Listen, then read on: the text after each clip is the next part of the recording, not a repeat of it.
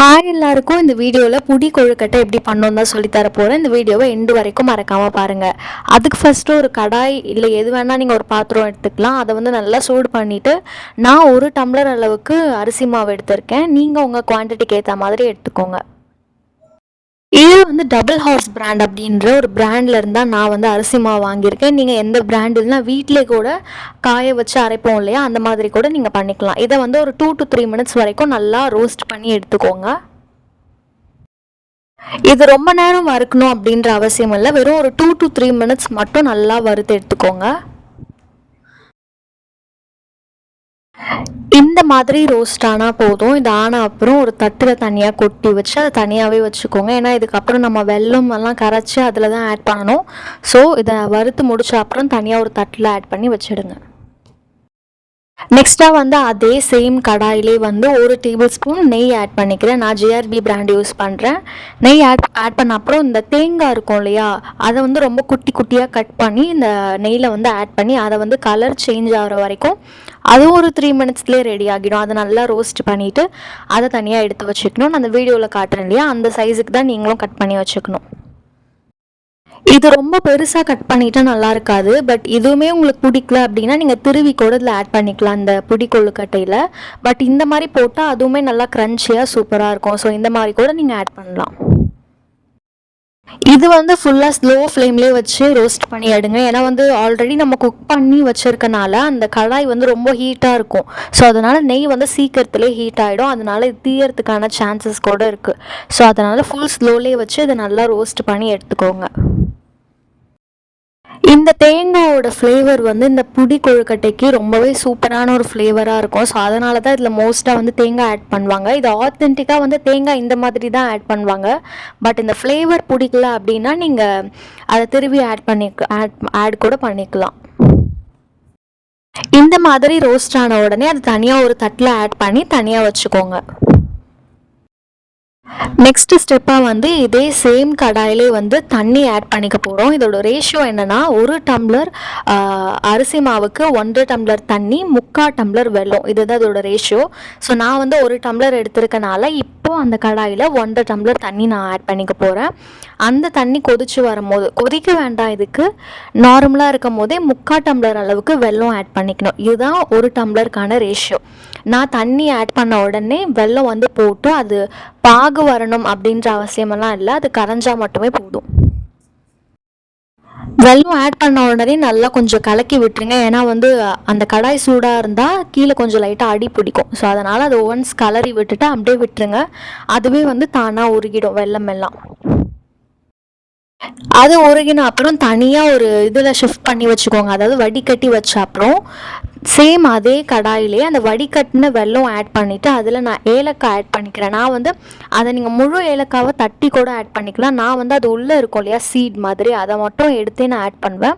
நீங்கள் ஒரு முழு ஏலக்காய் தட்டி ஆட் பண்ணலாம். இல்லைன்னா பவுடர் இருந்தால் கூட அதை கூட ஆட் பண்ணிக்கலாம். நெக்ஸ்ட்டு இந்த ஏலக்காய் ஆட் பண்ண உடனே சால்ட் ஆட் பண்ணிக்கணும். சால்ட் வந்து ரொம்ப ஒரு பிஞ்ச் அளவுக்கு ஆட் பண்ணால் போதும். ரொம்ப எக்ஸ்ட்ராவாக ஆட் பண்ணிடாதீங்க. அந்த ஸ்வீட்னஸ் எடுத்து காட்டுறதுக்காக தான் சால்ட் ஆட் பண்ணுறோம். ஸோ அதனால் ஒரு பிஞ்ச் ஆட் பண்ணால் மட்டுமே போதும். அதுக்கப்புறம் அதே அந்த கொதிக்க ஆரம்பிச்சிடும். ஸோ அந்த கொதிக்கிற டைம்லேயே வந்து 1 டேபிள் ஸ்பூன் நெய் வந்து நல்லா பெரிய ஸ்பூனாக எடுத்து 1 டேபிள் ஸ்பூன் நெய் போட்டுருங்க. இதெல்லாம் போட்ட அப்புறம் அது கொதி வரும். அந்த வெல்லம் வந்து லைட்டாக கொதிக்க ஆரம்பிக்கும். இந்த மாதிரி கொதித்த உடனே வந்து நம்ம வறுத்து வச்சுருக்கோம் இல்லையா அரிசி மாவு, அதை வந்து ஆட் பண்ண போகிறோம். அதை கலரிட்டே ஆட் பண்ணுங்கள், இல்லைனா வந்து கட்டி பட்டுரும்.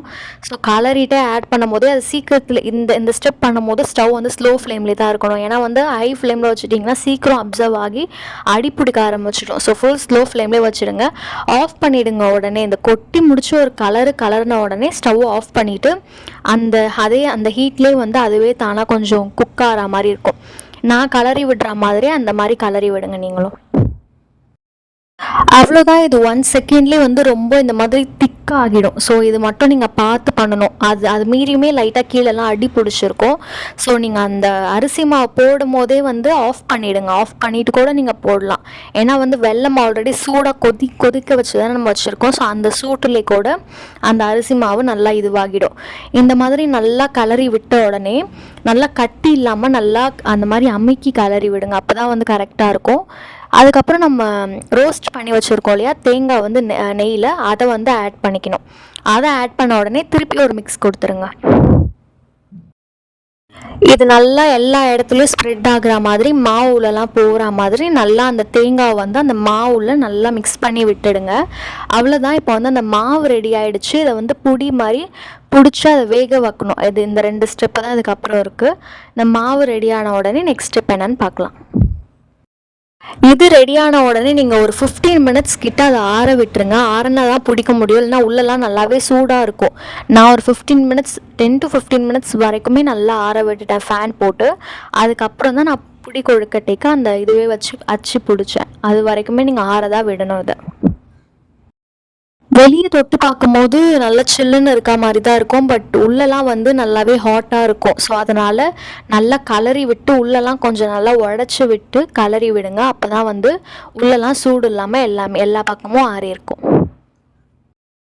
நெக்ஸ்ட் ஸ்டெப்பாக வந்து அந்த புடி கொழுக்கட்டைக்கு அந்த பிடிக்கிற ஷேப் இருக்கும் இல்லையா, அதுதான். அது ஒன்றுமே இல்லை, கையில் வந்து ரவுண்டு மாதிரி ஆக்கிட்டு உங்களோட அந்த ஃபிங்கரோட இம்ப்ரெஷனை வந்து அந்த மாவில் நீங்கள் அப்படியே ப்ரெஸ் பண்ணி கொடுக்கணும். அது ப்ரெஸ் பண்ணும் போது அதோட அச்சு அப்படியே அந்த மாவில் விழும். அதுக்கு பேர் தான் புடி கொழுக்கட்டை அப்படின்னு சொல்லுவாங்க. ஸோ அந்த மாதிரி ஒரு இம்ப்ரெஷனை தான் நம்ம மாவில் க்ரியேட் பண்ணுறோம். இந்த மாதிரி எல்லா இருக்கிற மாவு எல்லாமே பிடிச்சி வச்சு அதை வந்து ஒரு ஆவி கட்டணும். அவ்வளோதான் இந்த புடி கொழுக்கட்டை ரெசிபியே. எனக்கு வந்து ஒரு டம்ளர் மாவுக்கு அரவுண்ட் 11 to 12 புடி கொழுக்கட்டை வந்திருந்தது. ஸோ அவ்வளோதான். அந்த ஒரு டம்ளருக்கு 11 to 12 வந்திருந்தது நான் இது பண்ணும்போது. நீங்கள் உங்களோட ரேஷியோ ஏற்ற மாதிரி நீங்கள் இது பண்ணிக்கலாம். அதை வந்து ஒரு இட்லி குண்டான் இருக்கும் இல்லையா, அதில் வந்து வாழை இலை போட்டு அந்த புடி கொழுக்கட்டையெல்லாம் வச்சு ஒரு 10 மினிட்ஸ் மட்டும் இது பண்ணால் போதும். ஏன்னா ஆல்ரெடி நம்ம அதை ரோஸ்ட் பண்ணியிருக்கோம் மாவை, அதுக்கப்புறம் வந்து அந்த வெல்லத்துலேயும் போட்டு கலக்கியிருக்கோம் இல்லையா. ஸோ அதனால் ஒரு 10 மினிட்ஸ் பண்ணால் போதும். அவ்வளோதான், பொடி கொழுக்கட்டை வந்து சூப்பராக ரெடி ஆகிடுச்சு. இதை வந்து நான் எண்டில் அதை ஓப்பன் பண்ணி காமிச்சிருக்கேன், மறக்காமல் பாருங்கள். ரொம்பவே சாஃப்டாக சூப்பராக இருந்தது. இந்த ரெசிபி மறக்காமல் நீங்கள் ட்ரை பண்ணி பாருங்கள். எத்தனை பேருக்கு இது ரொம்ப பிடிக்கும்னு கமெண்ட்டில் சொல்லுங்கள். இந்த வீடியோ பிடிச்சிருந்தால் சப்ஸ்கிரைப் பண்ணி சப்போர்ட் பண்ணுங்கள்.